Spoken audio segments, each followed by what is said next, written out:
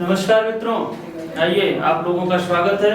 ये चंद्रा आईएएस का मंच है। सीआरपीसी की क्लास चल रही है। सीआरपीसी में कुछ चीजें हो चुकी हैं, कुछ चीजें बची हैं। आज हम आपसे चर्चा करेंगे, वारंट पे चर्चा करेंगे। वारंट क्या होता है, समन क्या होता है, कुर्की क्या होती है, इस पे सब पे चर्चा की जाएगी। यार कोशिश करेंगे कि आपको वो वाली सारी चीजें मिल सकें जो एग्जाम के लिए भी जरूरी हैं, सामान्य जिंदगी के लिए भी जरूरी हैं। तो देखिए, सीआरपीसी में अभी तक आपकी कई सारी चीजें हो चुकी हैं, लेकिन आज हम वारंट पे चर्चा कर रहे हैं कि वारंट कैसा होगा, वारंट कितने तरीके के होंगे, ये सारी चीजें। किसी वारंट की जो लिमिट होती है, वैलिडिटी जिसको आप कहते हैं, वो कब तक होगी, वारंट कहां कहां तक काम करेगा, इस पे सब पे चर्चा करेंगे। और यहीं से आप सबसे सवाल पूछा जाता है। तो ध्यान रखिएगा, जो सीआरपीसी की धारा 70 है वो आपको वारंट के बारे में बता रही है। वो क्या कह रही है? वो सबसे पहले तो कह रही है कि वारंट कैसा होगा। सबसे पहला सवाल मित्रों आपसे पूछा जाता है, वारंट होगा लिखित में होगा।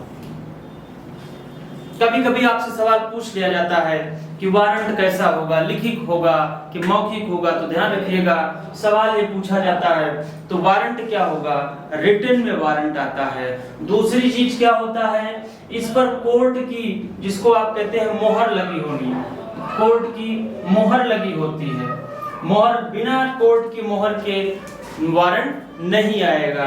तो ध्यान रखिएगा, दो सवाल इस पे बहुत पूछे जाते हैं, वारंट कैसा होगा, वारंट लिखित होगा। अब जो मेन सवाल आपसे पूछा जाता है वो जरूरी है। वो कहता है कोई भी वारंट कितने तरीके का होता है।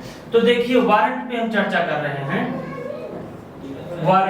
वारंट दो तरीके का होता है, मौखिक कभी नहीं होगा, इस बात का ध्यान रखिएगा। वारंट जो है दो तरीके का होता है। एक तो होता है बेलेबल वारंट, जिसको आप कहते हैं जमानतीय वारंट, और दूसरा नॉन बेलेबल, जिसको आप कहते हैं अजमानतीय वारंट। ध्यान रखिएगा मित्रों, ये आपसे बार बार पूछा गया है, चाहे यूपीएसआई की क्लास हो, चाहे सिविल जज वाले हो, सब लोग ध्यान रखिएगा। वारंट दो तरीके का होता है। आप इसको क्या बोलते हैं, बेलेबल वारंट, जिसको जमानती वारंट कहा जाता है, इसको नॉन बेलेबल वारंट। ध्यान रखिएगा, आप लोग सामान्य भाषा में एक शब्द आता है एनबीडब्ल्यू हो गया है। एनबीडब्ल्यू क्या है, यही है, यही वारंट, ऐसा वारंट। एनबीडब्ल्यू का मतलब ये कि ऐसा वारंट जो जमानती वारंट नहीं है, उसी को तो कहते हैं भाई, यही नॉन बेलेबल वारंट का ही शॉर्ट फॉर्म है एनबीडब्ल्यू। ठीक है, तो आपसे पूछा जाता है कि वारंट कितने तरीके के होते हैं। सबसे पहले पूछा जाएगा वारंट कैसा होता है। ध्यान रखिएगा, वारंट लिखित में आता है, कभी भी मौखिक में वारंट नहीं आता। उस पर क्या होगा, कोर्ट की मोहर लगी रहेगी। अगर कभी सामान्य जिंदगी में भी कोई वारंट आए, अगर कोर्ट की मोहर नहीं लगी तो आप ये मान लीजिएगा कि ये सही वारंट नहीं है। दूसरा जो सवाल पूछा जाता है, वारंट कितने तरीके से होते हैं, तो ये चीज ध्यान रखिएगा, वारंट दो तरीके का होता है। एक तो जमानती वारंट होता है, जिसको आप बेलेबल ऑफेंस कहते हैं, और दूसरा अजमानती होता है, गैर जमानती होता है, इसको गैर जमानती भी बोला जाता है। गैर जमानती वारंट मतलब कि नॉन बेलेबल वारंट एनबीडब्ल्यू जिसको बोलते हैं। अब दो चीज ध्यान देनी है आपको, इस वारंट में और इस वारंट में अंतर क्या है। हमने आपको शुरुआत में बताया था कि अपराध दो तरीके के थे, एक बेलेबल ऑफेंस, दूसरा नॉन बेलेबल ऑफेंस, मतलब जमानती अपराध और गैर जमानती अपराध। गैर जमानती अपराध, जमानती अपराध हमने आपको बताया था, जमानती अपराध वो अपराध होते हैं जिसमें अभियुक्त को जमानत पाने का अधिकार होता है कि अगर वो अपनी सिक्योरिटी भर रहा है, बॉन्ड भर रहा है, या जमानतदार लाके दे देता है, तो कोर्ट हो या पुलिस हो, उसकी मजबूरी है, उसकी ड्यूटी है कि उस व्यक्ति को जमानत पर रिहा कर दे। लेकिन मित्रों, जो गैर जमानती वारंट है इस पर ये ध्यान रखिएगा, ये वही चीज है जिसको आप कहते हैं गैर जमानती अपराध। उसका मतलब ये कतई नहीं होगा कि उसमें जमानत नहीं मिलेगी, बस ये है कि जो यहाँ पे आपका अधिकार था, यहाँ पे आपका अधिकार अब नहीं रह गया है। बस यही ध्यान रखिएगा, यहाँ आपको जो जमानत मिलेगी वो पुलिस के या फिर न्यायालय के अपने विवेक पर निर्भर है कि वो आपको जमानत दे या ना दे, लेकिन यहाँ पे आपका अधिकार नहीं। तो दो चीजें हमेशा ध्यान रखिएगा। अगर सामान्य भाषा में भी आपसे पूछा जाए कि जमानती अपराध और गैर जमानती अपराध क्या है, तो जमानती वारंट और गैर जमानती वारंट क्या है, तो ध्यान रखिएगा जमानती में आपका अधिकार है जमानत लेना। जमानती अपराध में क्या है कि अगर आप जमानत दे रहे हैं, ले रहे हैं, जो भी उनकी शर्तें हैं उसको फुलफिल कर रहे हैं, तो चाहे पुलिस हो चाहे न्यायालय हो, उसको जमानत देना उसकी ड्यूटी है कि वो आपको जमानत देगा, क्योंकि यहाँ पे जमानत आपका अधिकार है। लेकिन गैर जमानती अपराध में जमानत आपका अधिकार नहीं होता मित्रों, वहां पे पुलिस हो या न्यायालय वो उसका मूड है कि आपको जमानत दे, फैक्ट एंड सर्कमस्टांसेस को देखेगा, अगर उसे लगेगा कि जमानत देना उचित है तो आपको जमानत देगा, अन्यथा नहीं देगा। बस ये है कि आपको यहाँ पे अधिकार नहीं होता। ठीक है, ये चीज मुझे लगता है आप लोग समझ गए होंगे। दूसरा सवाल यहाँ पे बहुत जरूरी आपसे बनता है, यूपीएसआई में का 2 बार बना हुआ है। उत्तर प्रदेश सिविल जज में तो हमेशा बनता है, लेकिन यूपीएसआई में भी एक आध बार बना है कि किसी जमानत की किसी वारंट की अवधि कितने दिन तक होगी। अवधि का मतलब क्या, टाइम लिमिटेशन।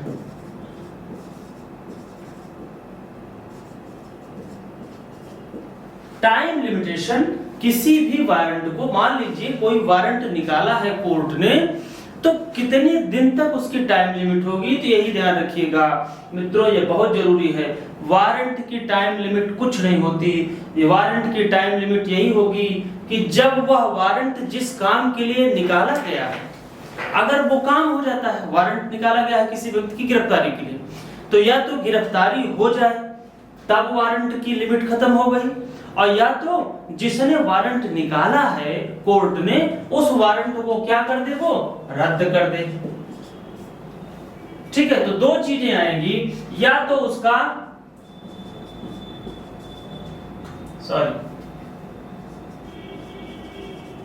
एग्जीक्यूशन हो जाए। एग्जीक्यूशन का मतलब उसको बोला जाता है निष्पादन।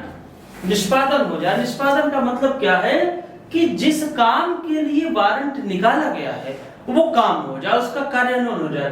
तो वारंट क्यों निकलेगा, किसी व्यक्ति की गिरफ्तारी के लिए ही निकलेगा। तो वारंट की टाइम लिमिट क्या होगी, जब उसकी गिरफ्तारी हो गई तब वारंट की टाइम लिमिट खत्म हो गई। या तो दूसरी कंडीशन क्या होगी, या तो जिसने निकाला है उस वारंट को उसी कोर्ट द्वारा रद्द कर दिया जाए। और अगर कोई आपसे पूछे कि साल, 2 साल, 4 साल, 10 साल, 20 साल, ऐसा कोई भी सवाल अगर कहीं आए तो आप दिमाग से अपने निकाल दीजिएगा, वारंट की कोई भी टाइम लिमिट नहीं होती। वारंट की सिर्फ और सिर्फ टाइम लिमिट यही है कि या तो जिस काम के लिए वारंट निकाला गया है वह काम हो गया हो, तब वारंट की लिमिट खत्म हो जाएगी, टाइम लिमिट, या तो जब निकाला गया है या जिस न्यायालय ने निकाला है उस न्यायालय ने या उसके अपर के न्यायालय ने उस वारंट को रद्द कर दिया। तो यहां से आपका ये 2 सवाल बनता है। तीसरा सवाल वारंट से क्या बनता है, ये ध्यान रखिएगा। तीसरा सवाल बनता है, 2 कपड़े हैं क्या, वही तो क्यों वजन करने से। तीसरा सवाल आपसे बनता है मित्रों कि वारंट किसके नाम से निकाला जाएगा। बहुत बार पूछा गया है किसके नाम से निकाला जाएगा।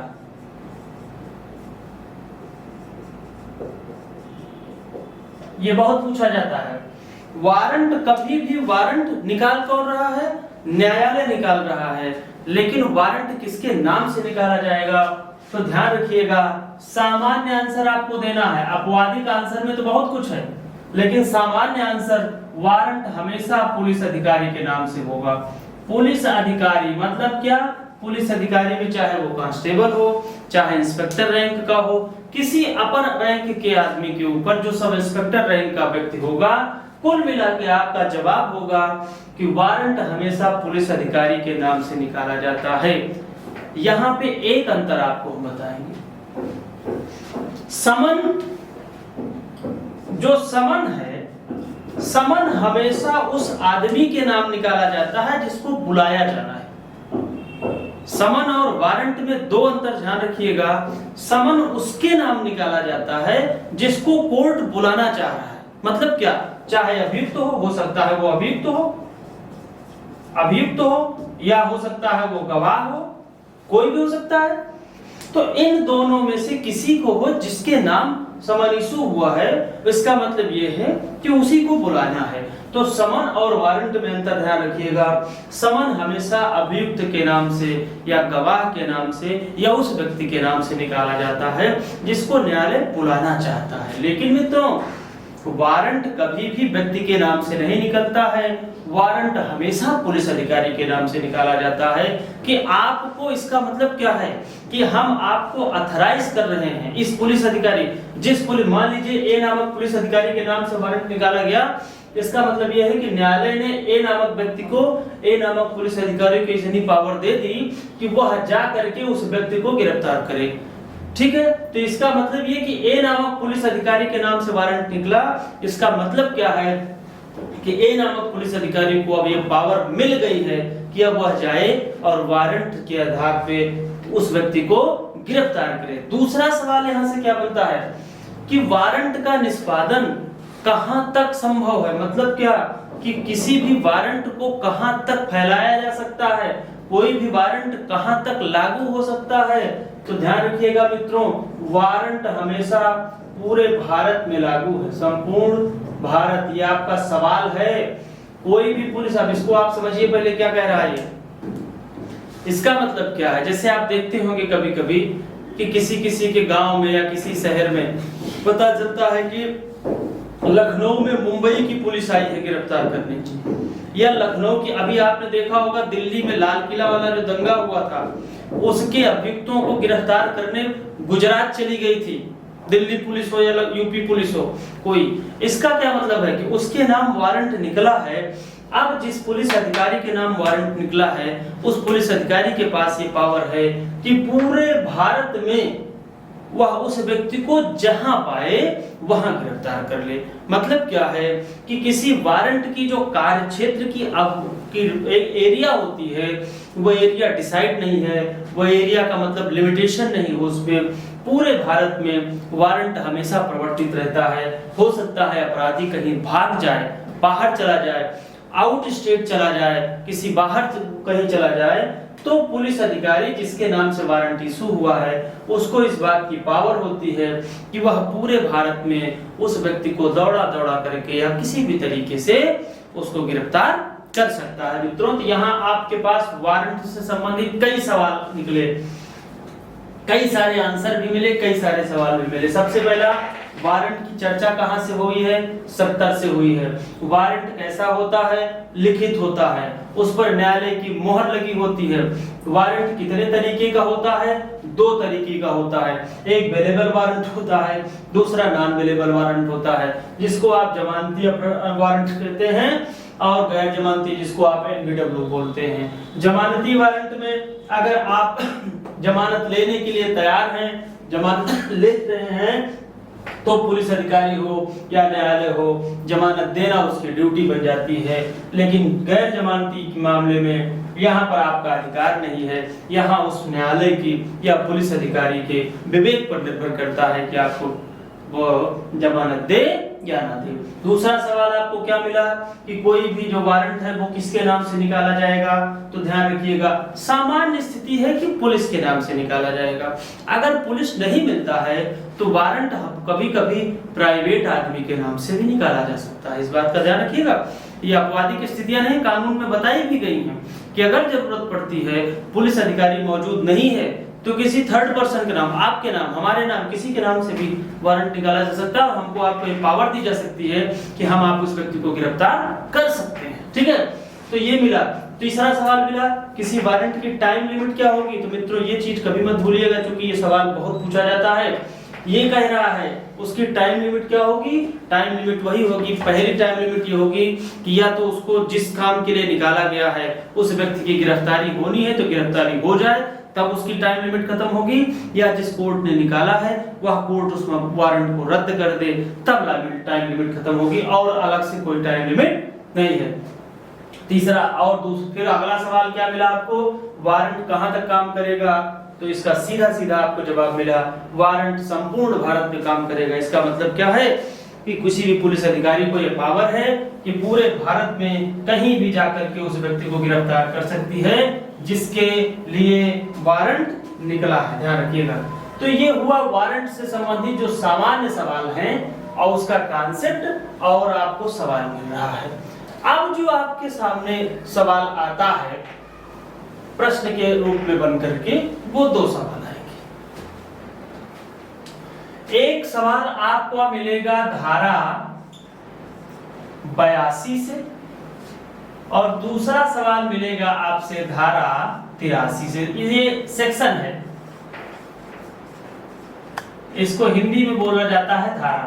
अब ये जल्दबाजी में हम सेक्शन लिख देते हैं, वो बात यहां क्या कह रहा है 82 में। 82 दो बात कहता है, फरार व्यक्ति जो हैं, फरार व्यक्तियों के लिए क्या कह रहा है, एक शब्द देता है उद्घोषणा, इसको डिक्लेरेशन कहा जाता है अंग्रेजी में। क्या कहा जाता है, ऐसे व्यक्तियों के लिए जो भागने वाले हैं, जिन पे इस बात की पूरी उम्मीद है कि ये कल देश छोड़ के भाग जाएंगे, प्रदेश छोड़ के भाग जाएंगे, या उस न्यायालय की सामान्य अधिकारिता छोड़ के भाग सकते हैं, ऐसे आदमियों के लिए को क्या कहा गया है, फरार आदमी। दो बातें आ रही हैं यहाँ पे। 82 क्या कह रहा है, इस बात को आप देखिए क्या कह रहा है। 82 कह रहा है कि ऐसे व्यक्ति जिनको न्यायालय को लगता है कि, देखिए एक चीज ध्यान रखिएगा, 82 जारी करने के पहले अगर किसी व्यक्ति के खिलाफ वारंट इशू हुआ है, इस बात का ध्यान रखिएगा, ये आपके लिए टेक्निकल सवाल है कि अगर किसी व्यक्ति के लिए वारंट इशू किया है न्यायालय ने, तो उस व्यक्ति को क्या होगा, उसकी गिरफ्तारी होनी है। क्योंकि पुलिस अधिकारी को एम्पावर्ड किया गया है, पुलिस अधिकारी है empowered to arrest any person जिसके लिए वारंट इशू किया गया है। तो अगर वारंट इशू हो गया और मान लीजिए ए नामक व्यक्ति के लिए वारंट इशू हुआ है और बी नामक पुलिस अधिकारी के नाम से इशू हुआ है, मतलब बी नामक पुलिस अधिकारी ए नामक व्यक्ति को गिरफ्तार करने के लिए चला, हो सकता है कुछ कंडीशन में उस वारंट का कार्यान्वयन ना हो पाया हो। इसका मतलब क्या कि ए की गिरफ्तारी ना हो पाई। बहुत सारे शातिर अपराधी ऐसे हैं जिनकी गिरफ्तारी करना इतना संभव नहीं है, बहुत पापड़ बेलने पड़ जाते हैं, चने चबाने पड़ जाते हैं पुलिस को, ऐसे ऐसे अपराधी हैं। तो अगर वारंट के तहत उनकी गिरफ्तारी नहीं हो पाई तब क्या किया जाएगा, क्योंकि अभी तक आपने देखा वारंट क्या हुआ। अब आपने देखा कि मान लीजिए वारंट के बावजूद भी पुलिस गिरफ्तार नहीं कर पा रही है, नहीं कर पाई, तब क्या होगा, तब न्यायालय क्या करेगा। अब देखिए यहाँ न्यायालय क्या करता है, अब उस आदमी को जो भागा हुआ है, भागा का मतलब पुलिस उसको पकड़ नहीं पा रही, इसका मतलब वो फरार हो रहा है, उस आदमी को क्या घोषित कर दिया जाएगा, फरार व्यक्ति घोषित कर दिया जाएगा, फरार व्यक्ति घोषित कर दिया जाएगा। इसका मतलब क्या, फरार व्यक्तियों के लिए उद्घोषणा, एक डिक्लेरेशन निकाल दिया जाएगा, किसके द्वारा, न्यायालय के द्वारा एक उद्घोषणा निकाली जाएगी कि यह व्यक्ति क्या है, यह फरार अपराधी है। फरार अपराधी का मतलब कि पुलिस क्या हुई, यह वारंट के तहत उस व्यक्ति को पकड़ नहीं पाई और वो फरार है, इसका मतलब क्या है कि वह फरार अपराधी है। अब फरार अपराधी को पकड़ने के लिए क्या क्या व्यवस्था कोर्ट करेगी, इस बात को आप देखिए, बहुत सामान्य शब्दों में इसको हम आपको समझाने का प्रयास करेंगे। देखिए क्या कर रहा है 82, अगर न्यायालय को लगता है